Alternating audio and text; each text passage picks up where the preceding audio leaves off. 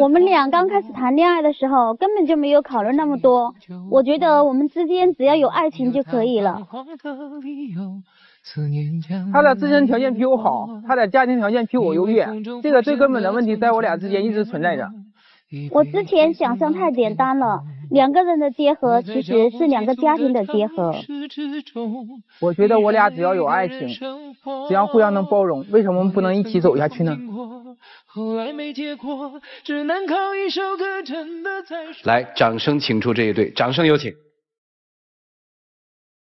男嘉宾孙先生，36岁，来自黑龙江，自由职业；女嘉宾潘女士，33岁，来自重庆，是一名公司职员。来，有请两位，有请。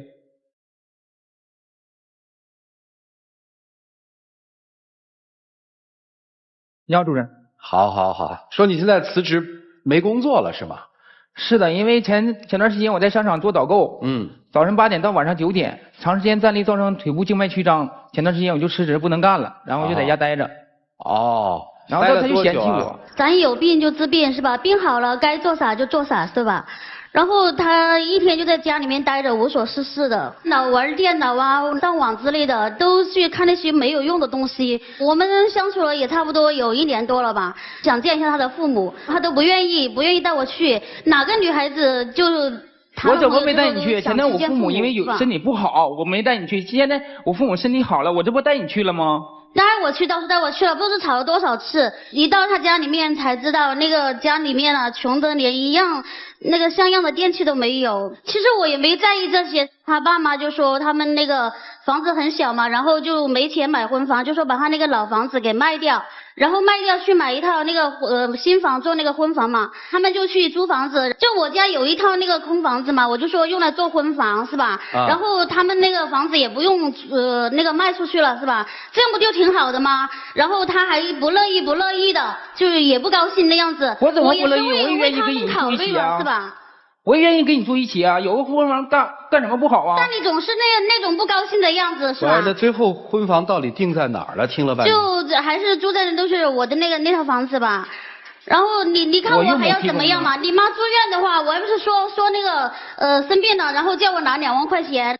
我还不是直接就送过去了，我也没说啥是吧？然后他那个住院的钱我出了是吧？还要让我请那个护工，你说那个你是没说什么？有必要请吗？他只掏了2万块钱，然后把我父母送到医院完事了，不管了。我让我父母在那坐，谁给他送饭呢？你呀。但是我也打零工，有时间过不去呀。我也让你那个护工1个月多少钱呢？你知道吧？1个月3、4千，那样子我本来也没工作。难道你想让我妈在那住3年5载的？住1个月1、2个月就出来了吗？咱们就累一点不行吗？对啊，我可以打工啊，我可以挣钱啊，把那份钱挣出来吗？去打了吗？对，我现在就是给长白有时间送货嘛，因为我的腿不是，你母亲还在医院里呢。对，出院。吵什么呢？这事儿不就过了吗？出院了，你知道吗？那个出院之后呀，他就是说来家里面住几天嘛。我们不是新谁来家里？就是他的妈妈，然后来我们家住几天嘛啊。早上那个跟他说了很多次，老人家要保护一下牙齿是吧？早上也不刷牙，晚上也不刷牙的。然后那个菜叶呀，怎么刷牙呀？吃的那个都60多岁了，没几颗牙，你让他怎么刷？我也是体谅你的妈妈，然后那个你保护下牙齿，口腔好，这样吃饭也大夫已经说了，大夫跟大夫说，大夫已经说了，就说我妈的牙齿不能刷，一刷牙龈出血。我不知道我妈什么地方你都可以挖，为什么盯着我妈的牙看呢？那个主要说话吧，还有那个你妈就说，其实她那样子也挺勤快的。我们那个在家里面嘛，他妈不是刚出院没多久吧，是吧？那个活也家里面的活，其实看起来不怎么样，其实也挺累人的，是吧？那个衣服呢，全部都是用那个洗衣机来，也用那个手洗。谁手洗？就是他妈妈嘛，哈。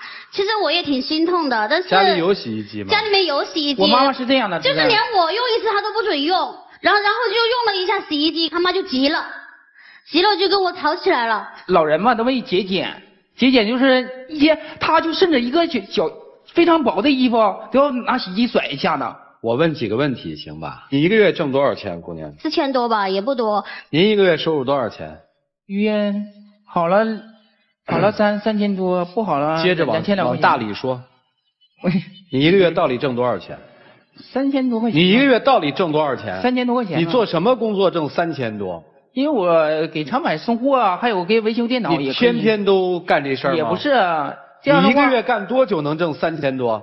咱说实话。一个月能干20多天，是确实实话。一个月他干20多天。也不一定，有时候也只有10几天的，有事儿有事，一次有事就是没事儿。钱就是我妈因为出院后期治疗还有什么费用啥的，我给她买药什么的。你以前有积蓄吗？也有一些积蓄。钱呢？攒了一些，这是我贷款买房子用了。房子不是没买吗？是没买，我现在一直是这个。那钱呢？我这个存着想一起。存哪儿了？多少钱啊？大概也没多少，反正够。那你别对他说，你知道他有多少钱吗？不知道吧？可怜呀，还枕边人，连他多少钱都不知道啊！你有存了多少钱？20、30万那样。多少钱？20、30万。再往大里说。没有，就20、30万，我不能。20、30万，你母亲住医院，一个护工你请不起？他不让我请，是我要请的。你请啊，钱又不在他手里，你请了呢？是他现在阻止，这不吵着吗？你为什么不请？哼，好，还想问你跟他是什么关系？她是我女朋友。就是女朋友，是吧？是你老婆吗？将来是。将来是啊，现在呢？那不可能呢。现在呢？现在还不是。也就是说，他在跟你没有任何关系，只是男女朋友关系的基础上，你母亲住院了，他拿了2万，你没拿钱。你母亲住院出了院之后回到家里面了，说是要把自己家的房子卖了去买婚房，结果人家姑娘拿出一套房来说做婚房，没结婚呢，你妈就住到你们家来了。是，就是定下婚房了，要是过来看看，然后住几天。过来看看，要住几天？装修好了。好，接着问啊，你母亲生病，听起来你是个孝子，对吧？我觉得人父母养我。你是孝子吗？你直接回答我。我觉得是。是，对吧？对。那我要问3个问题。第一个问题，你母亲刚从医院里出来，你怎么忍心让她在家里干那么多家务活？一个手里有20、30万存款的人。妈妈在家里住个3、5天，您打的又是零工，您完全可以在家里把家务承担呀。你不用说，你不用说话，跟你没关系。笑吗？你为什么不干？我第一个问的问题。这个。第二个问题，你是孝子，老年人说，大夫说不能刷牙，能漱口吗？应该是清盐水漱口吧，你知道吗？应该。你在这矫情什么呀？别矫情了，还应该。问你几个问题可以吗？这不是你第一个男朋友吧？真正的男朋友算是第一个。哦，那有点理解了。你跟他住了这么久，发现其实这个男生家里经济条件不是特别好，对不对？对。这个你在意吗？这个其实我没在意。我看你是没在意，房子也拿出来了。第二，这个男人爱吹点牛是吧？他也不怎么爱吹牛，就是平时还是老老实实的，问什么说什么的。但是有些事儿他不跟我讲。对，那他那个存款的事儿你都不知道啊？不知道。在那种家庭条件下，有个20、30万的存款，那是个大数啊，兄弟，挺能憋的呀。还想跟他在一起呢？是呀。今天来的目的是什么？就是想和他分手。你舍不得他是吧？是的。没哪个女人这么不嫌弃你，对吧？对。而且对你这么好是吧？可是你说话那个口气可是不像哦。我也是生气。你生什么气啊？我平常我感觉对他也挺好的。好了，我要问的都问完了，一个想走，一个不放手，究竟应该怎么办？一起听听老师们的建议，进入丘比特问卷。现在我特别不愿意听到的一句话就是站在那儿理直气壮的说，凭什么不能花你的钱呀？难道我不挣钱你就不能养我吗？我特别讨厌这样的人，不论是男人还是女人，你就已经把自己的自尊踩到鞋底下了，人家凭什么要尊重你？所以这姑娘虽然嘴上不饶人，但是我觉得她心肠挺好的。虽然嘴头子挺厉害，但是该做的事儿都做了，不该做的事儿也做了。所以小伙子，你反省一下自己，36岁了，如果结了婚，马上要有孩子，你担得起一个家吗？担得起孩子的这个重担吗？你好，嘉宾，我想解释一下，是这样的，不是说我扣女人，我身为男人，我没有这个想法。这是其二呢，我是啥呢？因为我女朋友在这之前，她是外地来的，不是哈尔滨本地的。因为这段时间她原先想考那个会计，但是在家待了3、4年，一直没有工作。包括房子也是靠他父母帮助他买的。这段时间一直在家待着。但是虽然我俩认识1年，以前我也是说多少通过女朋友介绍认识，对，人家那个靠父母养着，人家又没有靠男朋友养着。我是照顾他的，包括那段时间他也是没有收入的，全是靠我呀。小伙子，我是这样想啊，这个你的父母生病了，人家出钱，然后你有20多万你藏着，然后你的工资发了之后我留着，我不告诉他。我是想买婚房，就是说我家那边有个传统，说男方结婚必须男方自己置办房子。他说他那意思，他妈给他买房子，因为他妈可能是有一些经济基础，他妈给他买的房子，让我俩孙先生叫常有理啊，你就让他说吧，咱也辩不过他。我就觉得心里不舒服，我就想自己置办个婚房。可以，您要是那个愿意这样的话，我们当然特别支持啊。所以我就特别建议您先把房子买好了，再开始下一段恋情。姑娘，我觉得你今年也30多岁了，我就觉得啊，看一个男人，你别看他说了什么。就看他为你做了多少，就是他一样一样给你的很多的承诺，他有没有实现过，实现了多少，这其实是一个评判这个男人可不可以作为一个结婚对象的一个前提的条件。所以我就觉得说到这儿，说1000道1万，这个男人如果他把你现在的生活水平大幅度拉低，你觉得跟他自己在一起，你的很多的生活习惯跟他实在对不上路的话，我觉得也许结束对你来讲是一个最省时间、最不浪费青春的选择。你告诉我们，你的梦想是什么？我的梦想是有自己的家庭，有自己的妻子，有自己的孩子，温暖的家。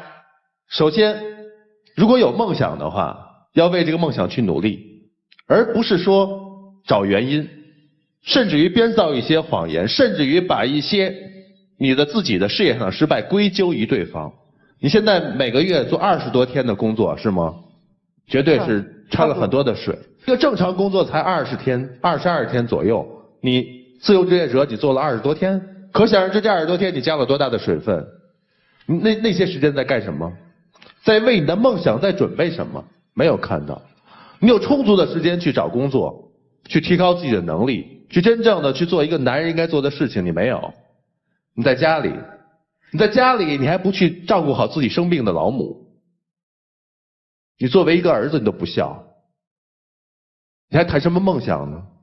先学会做一个儿子吧，然后学会做一个男人，有自己的事业，正常的去努力。第三，具备这2点，你才有可能去做一个合格的别人的男朋友或者是老公。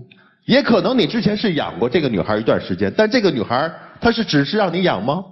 她现在自己经过你一段低谷，她早就工作了，而且工作比你好啊，而且她没有忘恩啊，她是在感恩，她是在照顾你，对不对？拿出2万照顾你的母亲，非常难得呀。所以你要不想离开这个女孩的话，尽快的把自己的能力补上去。所以如果想挽回这段恋情的话，让自己独立起来，让自己真正像一个男人一样，才有可能赢得女人的爱，好吗？我们一直在考虑一个问题，婚姻当中要不要分清楚你我？分得太清了吧，不像爱人。要是一点都分不清的话，就容易造成像你们这样的情况，一方一直在付出，另外一方一直在索取，而且索取的那么不明不白，而且理所当然，欲壑难填。我以前说过一句话，我说如果在感情生活当中分不清楚你的是你的，我的是我的，就做不到你的是我的，我的是你的，结果就有可能像他的想法，我的是我的，你的还是我的。我来解释一下这句话是什么意思。在我看来，在婚姻和爱情生活当中要具备3个条件：第一，精神上独立；第二，情感上包容；第三，物质上可以不分你我。但是问题是第一点都没有啊，就是精神上独立呀。精神上独立首先是要责任意识独立呀。你的责任意识独立了吗？一个36岁的男人，父母很晚要了你，几十万的存款不给家庭改善一下住宿条件，一点都不孝吧？自己的女朋友花了钱给自己的父母看病，自己藏着20-30万，不告诉别人，这是不仁吧？人家花了钱讨不了好，还反过来说别人，这是不义吧？就你这么一个不孝不仁不义的家伙，你也配谈情感？给自己保留一点自尊好不好？我们没有说在婚姻生活当中双方共同付出同等的物质，那才是彼此坦诚。在物质上总是有多有少，但关键是我们自己的责任意识要有，我们不能把所有的问题都推到别人身上去。你先做好一个孝子，你才能做好一个爱人，将来才可能做好一个父亲。所以你现在要做的是闭住你的那张嘴，赶快出去找工作，不要吹牛。我猜你兜里的存款1万块钱都不到，你还在这儿吹牛，是多少就是多少，本事不大，牛吹的那么大，就这样。所以我就说，坦诚的面对自己是最需要的，坦诚一些好吗？好的。我希望在稍后的时间虽然很短，你能把你的心里话掏给这个姑娘听听。一起进入黄金60秒。我真的很喜欢你，我希望你给我最后一次机会，我以后肯定好好的，我要把你的父母照顾好，把我父母照顾好，肯定要让你享福的，请你给我最后一次机会。其实这个机会都是自己把握的。以前呢，我们俩是因为有爱情在一起的，但是经过这1年多的相处下来，但是我们觉得我们的爱情已经不存在了，连最基本的信任都没有了。而且我们俩的那个生活方式和各自的习惯都不一样，这样如果在一起生活的话，对大家都不好。所以为了我们各自过得比较好一点，然后顺心一点，时间到，还是分手比较好。坦诚的回答一个问题，你到底有多少存款？27万8吧。他有27万8，但1分都不想给你花。哎，他不是不给他花，他不是不给他花，他是不给所有人花，连自己父母都不给花，包括自己他也不会花。啊，你真不配有这个27万8。他只能有这27万8，要不然你合不上辙也押不了韵，让他有吧。谢谢啊，请回2位，谢谢。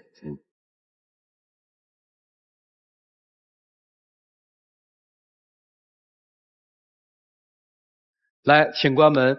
这个时候突然才明白，并不是说这个男人懒，而是在这段情感当中，或者在他的生活里，你发现他缺少一些责任心。他们自己的选择是怎样的呢？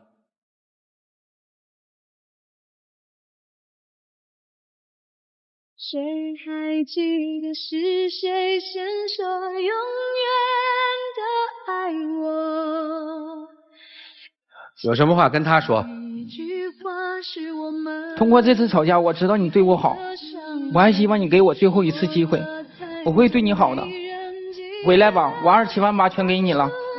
喂，别，从上去都给他。他真把这姑娘当个商品了。我们核心并不是说你有钱没钱，我们说的核心是一个人，不管男人还是女人，他在家庭和社会当中的责任究竟是怎样的？你把这问题考虑清楚吧。谢谢你能来哈，祝你幸福，请回。